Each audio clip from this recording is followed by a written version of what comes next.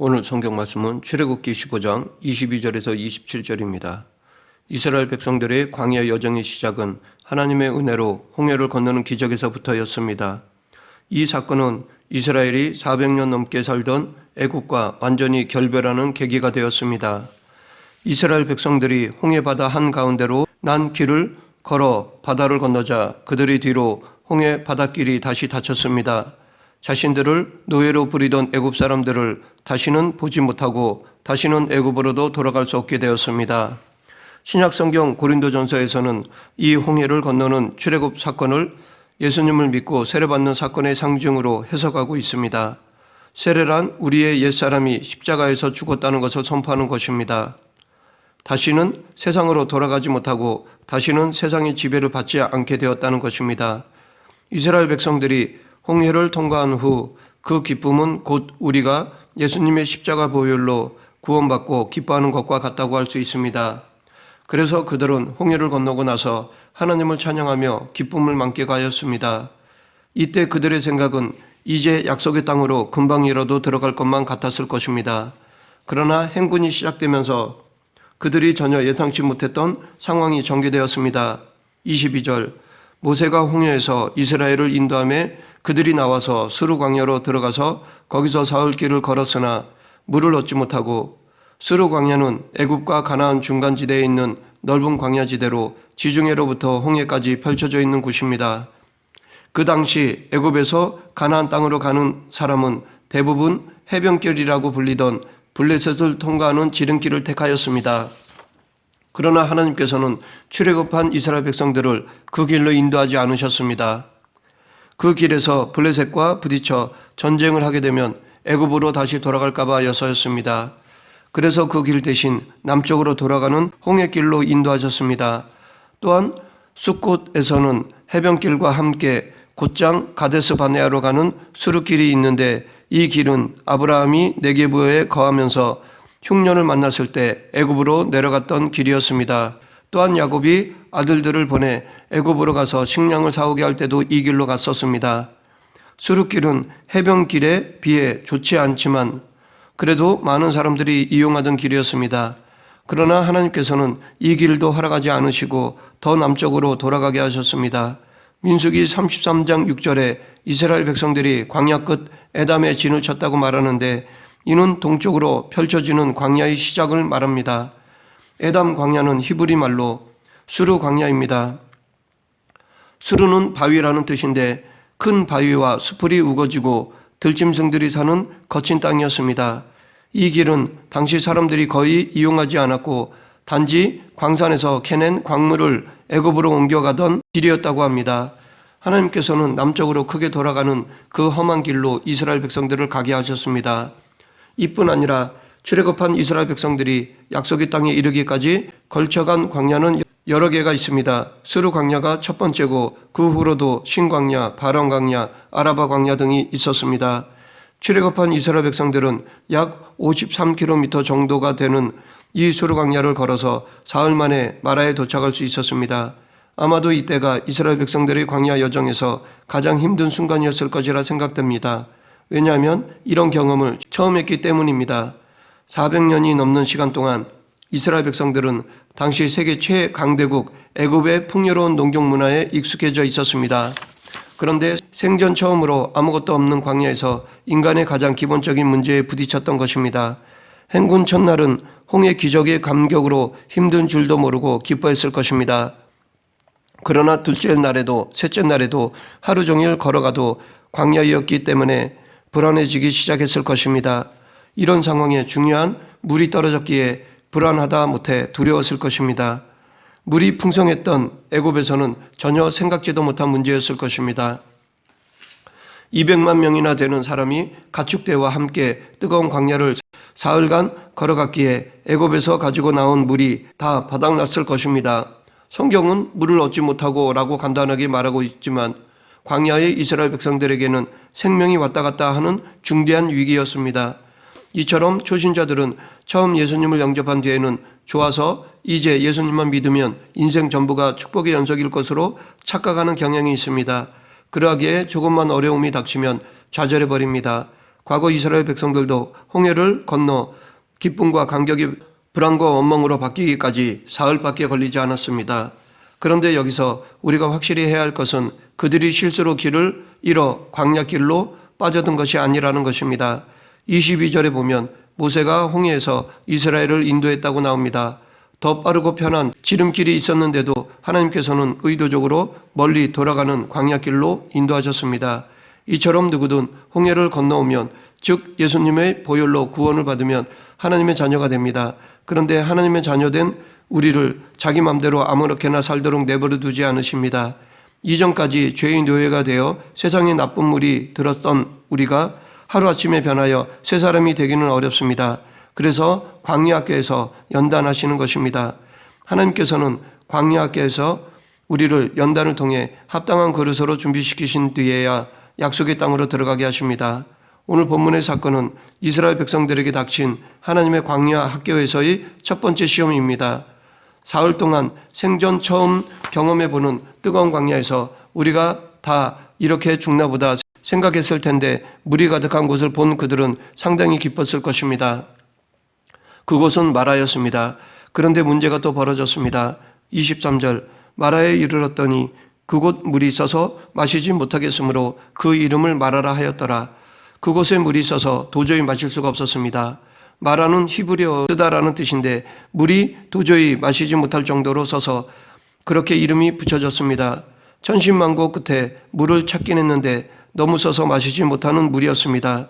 이것은 물이 없는 것보다 어쩌면 더 고통스러운 것일 수가 있습니다. 이때 이스라엘 백성들은 아직 믿음이 온전치 못해 시험이 들고 말았습니다. 그래서 절망감에 사로잡힌 그들의 분노가 폭발하면서 불똥이 엉뚱한 대로 튀고 말았습니다. 24절, 백성이 모세에게 원망하여 이르되 우리가 무엇을 마실까 하며, 마라의 쓴물을 만났을 때 백성들의 첫 번째 반응은 지도자 모세를 원망하는 것이었습니다. 이때 모세도 당황했을 것입니다. 불과 사흘 전 출애굽과 홍해 도하의 기적 같은 승리를 체험했을 때만 해도 그들은 모세를 향해 열광했던 사람들이었습니다. 광야에서 물이 떨어진 것도 마라에 물이 쓴 것도 모세 잘못이 아닌데 그들은 모세를 원망하였습니다. 이처럼 광야는 군중을 한순간에 폭도로 바꿀 수 있는 곳이기도 합니다. 모세는 며칠 전의 은혜는 잊어버리고 금방 자신을 원망하는 백성들이 원망스러웠을 것입니다. 더욱이 자신은 하나님의 말씀대로 했을 뿐인데 억울하게 욕먹는 것이 분하기도 했을 것입니다. 그러했기에 모세도 화내면서 맞받아칠 수도 있었을 것입니다. 그러나 모세는 억울하고 분한 마음임에도 사람들과 싸우지 않았습니다. 모세는 상한 마음을 추스르면서 오직 기도하였습니다. 사람들을 설득하거나 사람들에게 변명하거나 설명하거나 화내지 않았습니다. 이 모세의 기도에 대한 하나님의 반응은 그곳에 있는 한 나무를 쓴 물에 던지는 것이었습니다. 이들이 마실 수 없었던 마라의 쓴 물은 바로 이 세상이 주는 것들을 상징한다고 하겠습니다. 멀리서 보면 그럴듯한 물 같지만 마시면 오히려 영혼을 죽이는 것입니다. 그러나 하나님의 나무가 던져지니까 쓴물이 달게 되었습니다. 이 나무는 예수님의 십자가로 볼 수 있습니다. 보혈의 능력입니다. 이 나무는 그들 곁에 있었습니다. 이처럼 예수님의 십자가의 은혜는 항상 우리 옆에 있습니다. 위기 때에 기도하면 십자가 은혜가 보입니다. 하나님의 돌파구가 보입니다. 그래서 하나님은 예레미야 33장 3절에서 너는 내게 부르짖으라 내가 내게 응답하겠고 내가 알지 못하는 크고 은밀한 일을 내게 보이리라 라고 하셨습니다. 더 흥미로운 것은 25절 하반부인데 물이 달게 되었다라는 말이 있고 나서 바로 여호와께서 그들을 취하여 법도와 율례를 정하시고 그들을 시험하실세라고 말하고 있습니다. 이것은 하나님께서는 이스라엘 백성들을 의도적으로 이곳으로 인도하셨다는 것을 보여줍니다. 즉 이 모든 일 뒤에는 이들을 시험하고자 하신 하나님의 의도가 있었던 것입니다. 마귀의 시험은 우리를 유혹하고 파멸시키기 위한 것이지만 하나님의 시험은 우리를 성숙하고 거룩하게 만들기 위한 연단입니다. 고대 인류 역사는 한 곳에 정착하는 농경 문화와 끊임없이 이동해야 하는 유목 문화로 나뉘었는데 애굽은 대표적인 농경 문화였습니다. 농경 문화는 인간의 힘으로 수로를 만들고 댐이나 저수지를 만들어 물을 관리하고 가뭄에 대비합니다. 그들은 자기 나름대로의 바벨탑을 쌓으며 인간의 능력으로 어려움을 극복할 수 있다고 믿습니다. 그리고 농경 문화는 농사를 지어야 하기 때문에 땅의 소유에 집착합니다. 자기 것을 지켜야 하기 때문에 폐쇄적입니다. 이스라엘 백성들은 수백 년간 이런 애굽식 사고방식에 길들여져 있었습니다. 이들은 과거 아브라함 때의 유목민 세계관에서 농경문화 세계관으로 변해버렸습니다. 그들이 출애굽할 때 하나님은 뒤에서 추격해 오던 애굽 군대를 홍해에서 진멸시키셨습니다. 하지만 이스라엘 백성들 안에 있는 애굽의 옛사람은 여전히 살아 있었습니다. 그러했기에 한 곳에 정착하고 자기 소유를 주장하는 습관, 풍요로운 물질 문명 속에서 쾌락을 누리며 살아가려는 습관, 인간의 힘으로 모든 어려움을 예측하고 극복할 수 있다는 생각, 그래서 하나님이 아닌 자기 능력을 믿는 애굽식 사고방식을 깨뜨려 버려야 했습니다. 그래서 광야 생활을 시작하는 이 시점에서 하나님은 마라의 쓴물을 통해 그들을 시험하셨던 것입니다. 물은 광야에서 인간이 생존하기 위해 가장 기본적으로 필요한 것입니다. 가장 기본적인 필요가 위협을 받을 때 사람들은 화를 내고 원망하게 됩니다. 바로 그때가 하나님의 백성이 되는 첫 번째 시험이 있었던 것입니다. 진짜 신앙은 평안할 때 드러나는 것이 아니라 현실의 장벽에 부딪혔을 때 드러납니다. 고난과 역경 그리고 시험이 올 때 비로소 누가 진정한 믿음의 사람인가를 알 수 있습니다. 광야의 궁핍한 속에서도 하나님을 굳게 붙잡을 수 있어야 젖과 꿀이 흐르는 약속의 땅에 들어가서도 믿음이 흔들리지 않을 수 있는 것입니다. 전에 애굽에 있을 때 그들은 풍성한 나일강의 물을 늘 공급받아 살았기 때문에 물 걱정할 필요가 없었습니다. 그러나 광야에서는 하나님이 물을 주시지 않으면 목말라 죽을 수밖에 없습니다. 이제껏 당연시 여겨오던 것이 더 이상 당연하지 않게 되었습니다. 이것이 은혜의 출발점이 됩니다. 지금 우리도 무언가 부족해진다는 것은 우리를 향한 하나님의 은혜의 시작일 수가 있습니다. 왜냐하면 부족함을 통해 우리가 하나님을 신뢰하게 되기 때문입니다. 또 한 가지 흥미로운 것은 25절에서 하나님께서 그들을 시험하시면서 그들을 위하여 법도와 율례를 만들어 주셨다라는 것입니다. 법도와 율례는 하나님의 백성이 지켜야 할 법입니다. 하나님은 우리를 죽음에서 구원하셨고 죄의 권세로부터 자유케 해주셨습니다. 그러나 하나님이 주시는 이 자유는 자기 욕심대로 사는 방종이 아니라 하나님의 법대로 살아야 하는 것이었습니다. 항상 지형이 변하는 광야에서는 지도와 함께 나침반이 필요한데 바로 이 지도와 나침반과 같은 것이 하나님의 법규와 규례입니다. 하나님은 이스라엘 백성들이 당신의 음성을 듣고 순종하기를 명하셨습니다. 이스라엘 백성들은 모세가 하나님 말씀에 순종하여 나뭇가지를 던져 마라의 쓴물이 단물로 변하는 것을 목격하였습니다. 이 사건을 통해 하나님께서는 앞으로 어떤 상황을 만나도 불평하고 원망하지 말고 그런 가운데서도 당신의 음성을 듣고 순종하면 마라의 기적과 같은 은혜를 체험할 것이라는 것을 보여주신 것입니다. 앞으로도 광야길은 계속될 것이고 목마름도 계속될 것입니다. 단물이라고 생각했던 것이 쓴물이 되고 고통을 주는 마라의 경험도 반복될 것입니다. 그러나 어떤 문제도 이겨낼 수 있는 은혜와 능력을 하나님이 주실 것이라는 것이었습니다. 여기서 관심 있게 봐야 할 것은 하나님께서 당신의 법을 이스라엘 백성들에게 주시는 때입니다. 하나님께서는 그들이 애굽에 있을 때 당신의 법을 주시지 않으셨습니다. 홍해를 건넌 직후 기쁨이 충만하여 약속의 땅으로 행군할 때도 아니었습니다. 만약 이럴 때 하나님께서 당신에 대한 순종을 가르치셨다면 지나친 자신감을 표했거나 혹은 제대로 듣지 않았을 것입니다. 그래서 하나님은 이스라엘 백성들이 목마름의 고통이 극에 달하여 집중력이 확연히 높아졌던 그때에 당신의 법을 주신 것이었습니다.